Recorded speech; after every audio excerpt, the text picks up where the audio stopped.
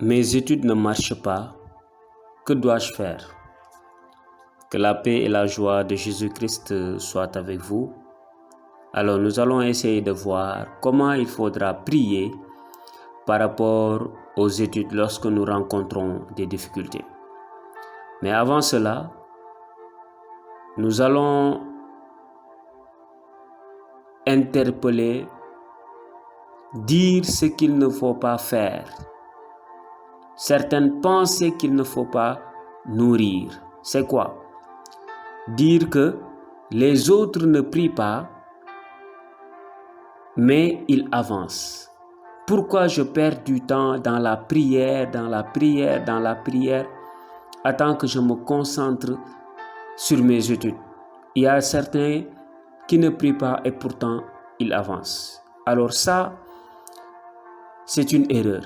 Il ne faut jamais le dire, il ne faut jamais le faire. Pourquoi? Parce que tu n'es pas comme les autres. Ton combat n'est pas le combat des autres.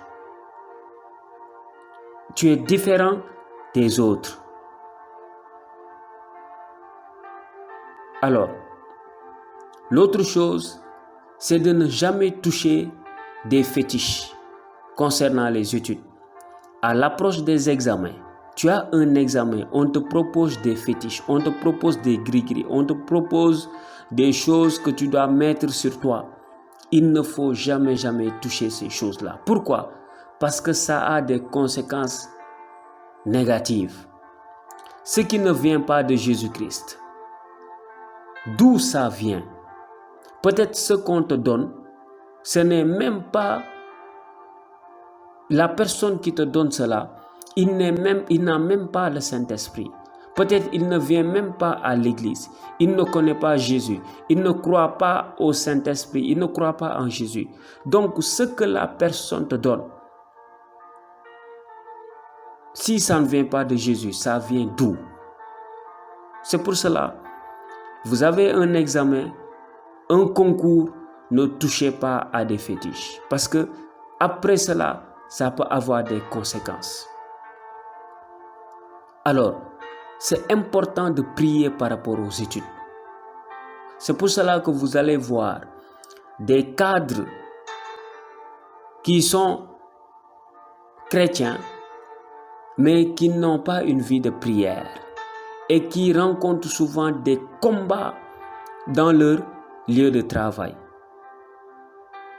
Lorsqu'ils étaient élèves ou étudiants, ils ne faisaient que étudier.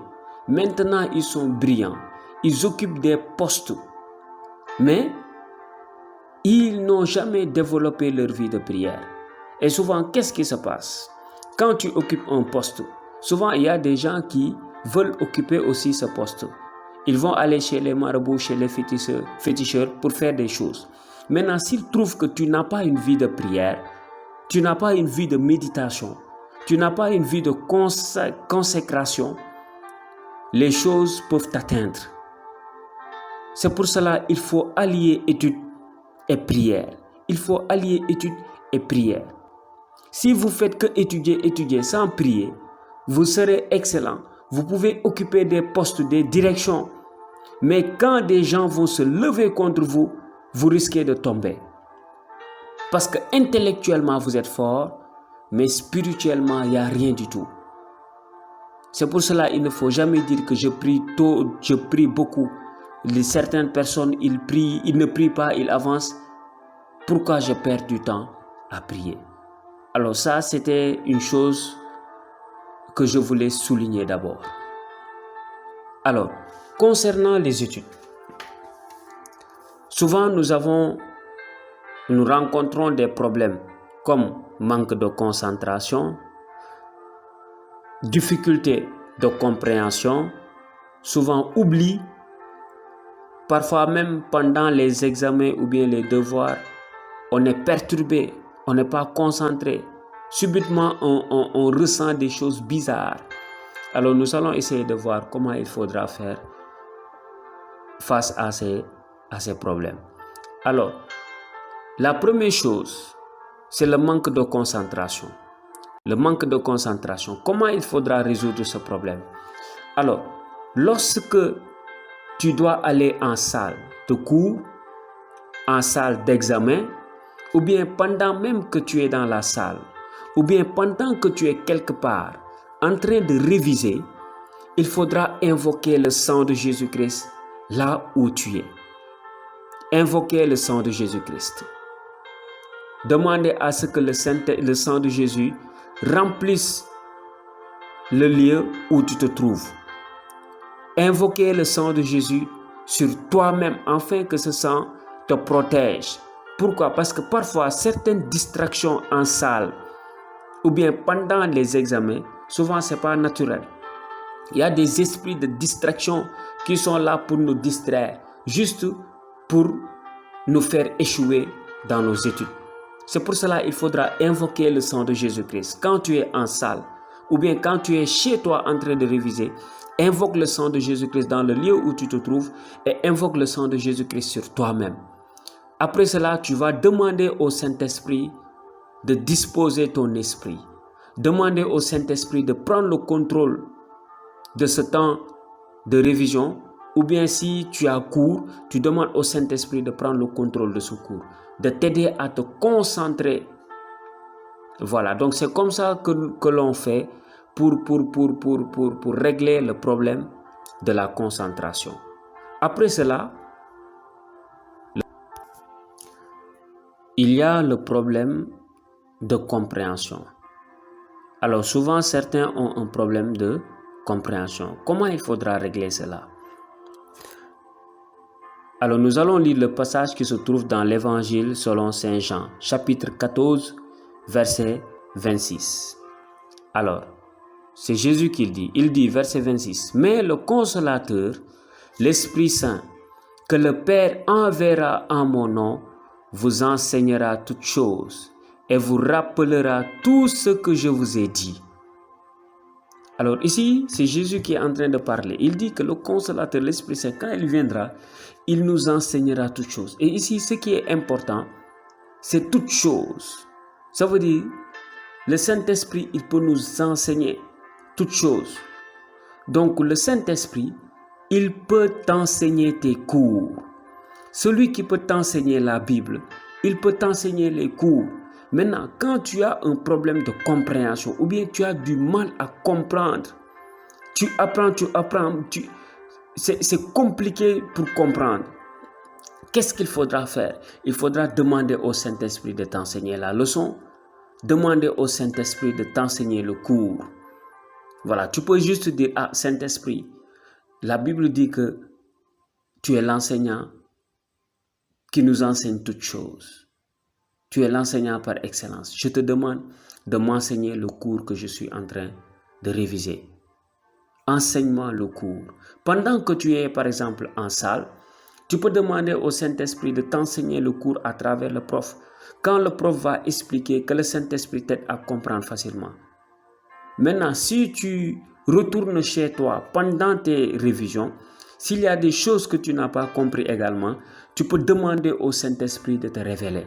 Saint-Esprit, ah, enseigne-moi, je n'ai pas compris pourquoi le prof a fait ça, Enseigne-moi. Et je vous assure, le Saint-Esprit, il peut même t'enseigner ce que le prof n'a pas dit en classe. Parce que c'est l'enseignant par excellence. Il n'y a pas un prof qui est meilleur que lui. Donc, dans nos études, demandons au Saint-Esprit de nous enseigner. C'est important. Il est là pour nous aider dans tous les domaines de notre vie. Il n'est pas là uniquement pour notre foi, mais également pour nos études, pour notre travail, dans tout ce que nous faisons. Il est là pour nous accompagner. Tu as du mal à comprendre, demande au Saint-Esprit de t'enseigner ce que tu dois apprendre. Alors, le troisième problème que souvent les élèves, les étudiants rencontrent, c'est l'oubli. Parfois, c'est normal. Quand tu ne prends pas le temps de bien assimiler les choses, tu peux oublier. Mais il y a parfois des oublis qui ne sont pas normaux. Maintenant, qu'est-ce qu'il faudra faire? Toujours dans Jean le chapitre 14, verset 26, Jésus dit que Non seulement quand le Saint-Esprit viendra, il nous enseignera toutes choses, mais vous rappellera tout ce que je vous ai dit. Vous rappellera. Donc, il disait à ses disciples, quand le Saint-Esprit viendra, il vous enseignera toutes choses et vous rappellera tout ce que je vous ai dit. Donc, pour dire que le Saint-Esprit est capable de nous rappeler. Maintenant, quand tu oublies, il faudra demander au Saint-Esprit de te rappeler. Par exemple, tu es en examen. Il y a une partie du cours que tu as oublié. Il y a une formule que tu as oubliée. Prends le temps de demander au Saint-Esprit de te rappeler. Saint-Esprit, rappelle-moi cette formule. Saint-Esprit, rappelle-moi la partie de ce cours. Et je vous assure, le Saint-Esprit est capable de vous rappeler cela. À chaque fois que vous avez oublié, demandez au Saint-Esprit de vous rappeler. Parce que parfois, ce n'est pas normal. Tu peux voir quelqu'un qui comprend le cours, qui maîtrise. Pendant l'examen, il oublie. Et quand il sort, il se rappelle. Souvent, ça, ce n'est pas naturel. Donc, il faudra demander au Saint-Esprit de vous rappeler. Maintenant, quand vous avez réglé le problème de la concentration, réglé le problème de la compréhension, réglé le problème de l'oubli, maintenant, qu'est-ce qu'il faudra faire? Si vous avez un examen, si vous avez un devoir, ou bien même si vous avez un concours, il faudra prendre le temps de prier, faire une préparation spirituelle. C'est important. C'est important. De la même manière qu'on intercède pour une personne, pour un ami, c'est cette même manière qu'il faudra prier pour les études. Prendre un temps. Vous avez un examen, prenez le temps de bien prier. Maintenant, pendant la préparation spirituelle, il y a 3 étapes. 3 étapes pendant la préparation spirituelle pour un examen, pour un concours, pour un devoir. La première chose à faire, c'est de détruire les plans de l'ennemi. Parfois, nous constatons que pendant les examens, une personne peut maîtriser, être brillant. Mais pendant l'examen, la personne est perturbée. Elle n'arrive plus à se concentrer. Parfois, il y a de ces attaques démoniaques, de ces attaques de la sorcellerie qui sont à la base de cela. C'est pour cela qu'il est important de prendre un temps de préparation. Et dans le temps de préparation, c'est 3 phases. Il faudra prendre le temps de prier pour détruire tout ce que l'ennemi a prévu. Si l'ennemi avait prévu que vous n'allez pas faire l'examen, vous allez annuler cela. Si l'ennemi avait prévu que vous soyez perturbé, déconcentré, si l'ennemi avait prévu que vous puissiez faire des erreurs, si l'ennemi avait prévu que vous ne terminiez pas l'examen, tout ça dans le temps de préparation, il faudra l'annuler. Donc priez par exemple, dire ceci: Seigneur, je prie et j'annule, je détruis toutes les œuvres de l'ennemi contre mon examen. Tout ce que l'ennemi a planifié contre mon examen, je le détruis au nom de Jésus-Christ. Que tout ce que l'ennemi a prévu contre mon examen, que cela soit détruit par le sang précieux de Jésus. Voilà, donc vous prenez le temps de bien prier. Après cela, deuxième phase, c'est de proclamer ce que vous voulez voir. Comment vous voulez que l'examen se passe? Vous voulez avoir une bonne note, il faut proclamer: je déclare que j'aurai une bonne note à cet examen. Vous voulez terminer avant l'heure, proclamez cela: je déclare que je vais terminer avant l'heure. Vous voulez faire bien les choses, il faudra proclamer cela: je déclare que je vais traiter très bien les sujets. Maintenant, ce que vous voulez voir, c'est ce que vous allez proclamer. Comment vous voulez voir l'examen? Vous voulez que l'examen soit facile à votre niveau? Proclamez cela. Déclarez: je déclare que je vais terminer avant l'heure. Je déclare que j'aurai une bonne note. Si vous voulez même, vous pouvez mentionner la note que vous voulez. Je déclare que j'aurai 18. Je déclare que j'aurai 20.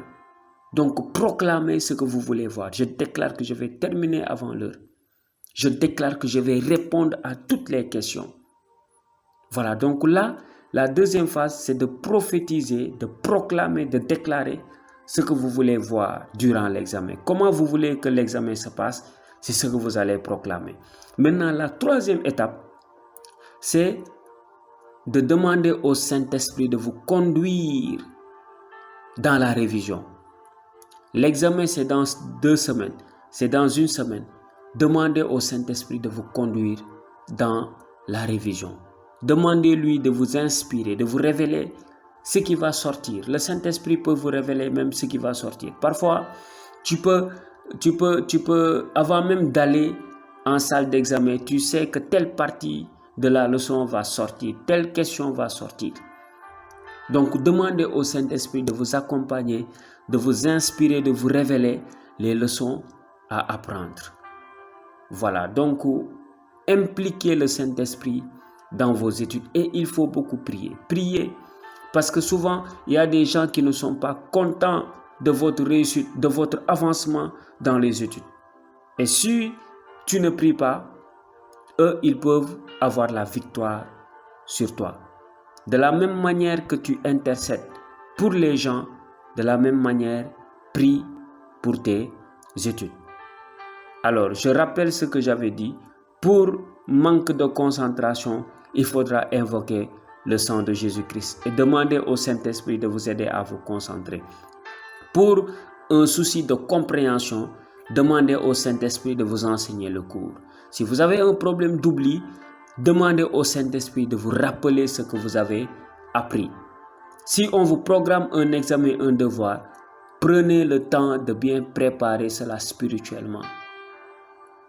Voilà, voici ces quelques conseils que j'avais à partager avec vous et que le Seigneur vous bénisse. Amen.